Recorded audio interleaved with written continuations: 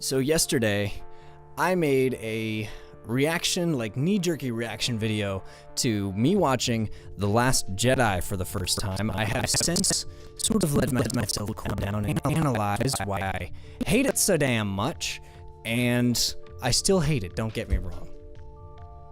It's just that now I am able to articulate exactly why that is. So let's go ahead and jump into the first of many problems that I have with The Last Jedi.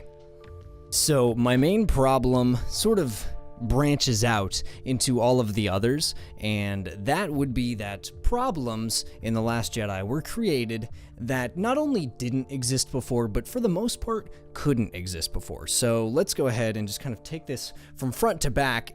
First, you have all this new technology that somehow just magically appears into existence in this movie that wasn't even a possibility, even in the previous movie. So the ability to track through light speed, which is one of the most absurdly massive advances in history that you would maybe imagine they make a bigger deal of it than just, oh shit, look what they can do. They can track us through light speed now, oh well. All the way to the end of the movie where they airdrop this massive battering ram cannon into the middle of the battle, and the janitor stormtrooper, who has, I'm sure, no less than the lowest level of security clearances, is like, oh yeah, that's the mini Death Star tech. Didn't you get the fucking newsletter? It's like, no. It's things like that that really kind of took me out of the immersion of it. The suspension of disbelief had a hard time being there when they're bringing in this really all these game-changing gadgets and this game-changing technology without acknowledging either what the old technology did that was wrong or how they improved it from the old technology, or even what the new technology was doing and how it worked and, you know, maybe the weaknesses of it. And they kind of get into that with the tracking through light speed. The Rose is like, oh, active tracking, like we're supposed to know what the hell that means. So that was one of the big reasons that initially took me out of it, but once I was nice and snapped out of it, I noticed a lot of other issues that I'm going to go ahead and sort of jump into now. So maybe let's talk about Snoke.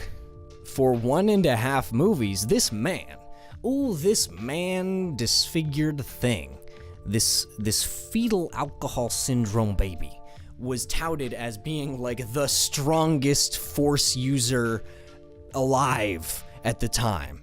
And I was really looking forward to see how he would continue to just steamroll and continue his iron grasp on the First Order and on the galaxy. It was crazy. It's like this awesome new mysterious, because you never even really see him, this super mysterious bad guy that everyone had these crazy theories on. Is it Darth Plagueis? Is it anybody else?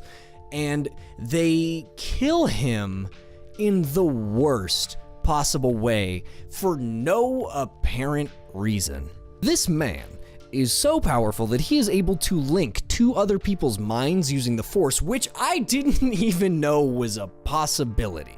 And he can't sense a lightsaber sitting right next to him turning towards him. I thought, until that lightsaber turned on and killed him, I thought he knew. I was so convinced when he started saying the stuff about the lightsaber turning to strike true. I was like, oh shit, oh he knows he's gonna try and kill him. Now he's gonna have to deal with like this traitorous Kylo Ren and Rey as well. It's gonna be this whole thing. Kylo's gonna continue waffling as to whether he wants to be good or bad. It's gonna be so cool. And then they just kill him like a little bitch. And I suppose that ties into the bad writing that I found. Oh man, all over this here work. The scene in which Rey has to move at the end of the movie when they're on the that mining planet. I honestly can't tell you the name. When they're on that mining planet and Rey needs to move the pile of rocks to free her friends so they can escape from the First Order on the Millennium Falcon in the nick of time, right? Good scene, very good scene. But if you're going to have Rey train in the ways of the Force for the entire duration of the movie, and you're gonna have Rey start out that training by saying, hey, isn't the Force for just like moving rocks and shit? And you're gonna show her progression into being able to use and manipulate the Force a little bit more effectively than she was able to prior, even though she could control people's minds anyway prior, which is crazy. And then you put her into a situation where she literally has to move rocks from point A to point B to free her friends. Are you really going to punctuate that scene by having her say, "Oh, I need to use the Force to move these rocks"? No, you're not. Non-verbal storytelling would have been perfect right there, having her look at the rocks and then just cut away like you did anyway. She said, "Oh, I need to use the Force." And then they cut away to a different scene. Just have it slightly tighten on her face, have it slightly tighten in on the pile of rocks or whatever. Non-verbal. Let the audience come to their own conclusions here. She's gonna use the Force, we all fucking know it. That is, however, one of the lesser gripes that I have with some of the writing and especially a lot of the dialogue in this movie. There is an amazingly stupid scene in which Leia sits Poe down and says, "Poe, you gotta stop acting like a cowboy and you gotta stop blowing things up indiscriminately." Which is immediately followed by Poe saying, "Hey, permission to be a cowboy and blow things up indiscriminately?" And she's like, "Granted." Come on. If you want to teach a lesson in such a heavy-handed, obvious way, make him learn the lesson. Have him apply the lesson at some point, maybe. But come on, really? That's what you're going to finish that with?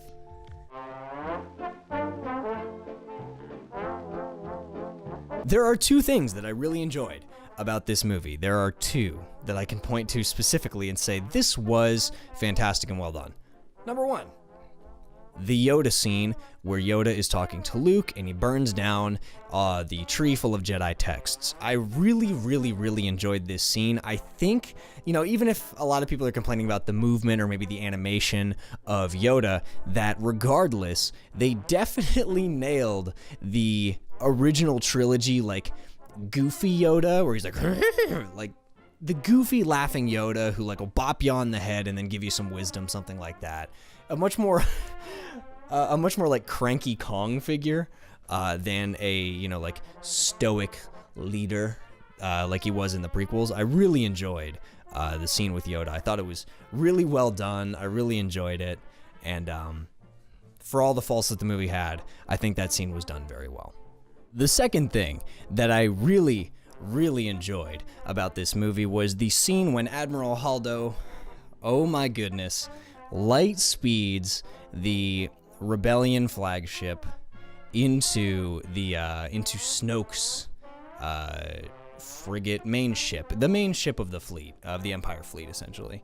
And oh my goodness, it was beautiful. Everything about it was amazing. The cinematography was gorgeous. The lack of sound during any of that scene was just perfect. It really punctuated the scene. And in my theater that I saw it, there wasn't a single person everybody was holding their breath during that point. It was just so beautiful and so powerful. And I really loved that scene. It was incredible. It was one of the few things in that, I think that was the only thing in that movie that really had my jaw hitting the floor in terms of, this is making me feel some real feels right now, You're gonna have Finn, one of the main protagonists of the Force Awakens storyline. Some would say even the main protagonist of the Force Awakens storyline. Wake up from his coma that he was given, that he was put under by Kylo Ren himself. And he's going to wake up in a super sitcom manner and then spend the entire rest of the movie parading around on the most nothing storyline you could possibly come up with. Their storyline, Finn and Rose's storyline, remove it from the movie doesn't fucking change. One bit, dude. Which I can, I guess, tie into one of my original questions, or one of my initial gripes with the movie in creating problems that didn't exist prior. Okay, how you gonna get by the shields and the scanners of the ship? Well, I mean, I know the rebellion's got a bunch of codes just kind of chilling they can use, right? That's what they've been doing this whole time, is using Imperial codes. Maybe they're old, but they still check out. Am I right? No. Not this time. This one specific time is very different. No, they gotta go to Monaco, some shit, and they gotta get a code breaker. Who they don't even get. They serendipitously run into some other dude, or Benicio del Toro, in some prison cell, who's like, "What up, guys? I can solve that problem for you." Like he's half stuttering idiot. He's like 10% stuttering idiot. He begins and ends the scene stuttering like an idiot, and then is like Elvis in the middle. Come on, maybe write a better character, I guess. I don't know. I felt. Maybe make him like, I don't want to keep drawing parallels. Maybe make him a bit more like a Han Solo figure, even if he's not going to be in the rest of the movies, right? Good Lord. Speaking of making him a bit more like Han Solo, one of the things I was looking very, very forward to after Force Awakens was seeing where they decided to take this story, right? I'm like, fine, they got their major amounts of original trilogy parallels taken care of, right? They made a safe movie that's in many ways harkened back to the original New Hope. So where are they going to go from here? How are they going to branch out, do something new? Oh, perfect idea for something brand new branching out. Just Hoth again. Just do the Hoth battle again. Do the Hoth battle again with some stupid trump card that didn't exist prior and nobody would have known about. Just do that. Do that. Luke Skywalker. One of, if not the, most powerful Jedi to ever live, I guess up until Rey. Obi-Wan Kenobi. One of the most powerful Jedi to ever live, hopefully. Yoda. He doesn't really have a ton to do with my argument here because you never directly see this happening, but one of the most, if not the most powerful Jedi to ever live. A lot of Jedi. Immensely powerful, yeah? One thing they all have in common. They can't survive the vacuum of space or massive explosions. How are you gonna explain this whole Leia force, like... It looked like they just had a static PNG of her that they were just dragging across the screen. How are you gonna let this happen? That was terrible. It was stupid, it made no sense, and it looked horrendous. Come on guys, come on. That was just not good in any way. So I know, no matter how long I rant about this for, I'm not going to convince anyone, or many people really, that the movie's bad if they think it's good.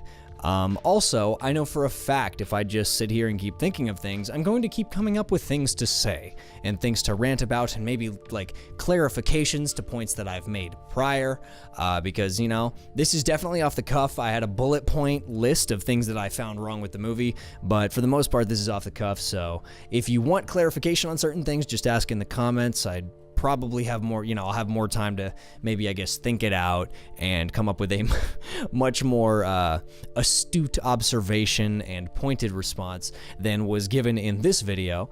But that being said, I gotta cut it off where I can. So thank you guys for watching. Let me know what you thought about it in the comments below, and ask for clarification if you have any questions or anything like that. So I will catch you guys tomorrow. Have a good one.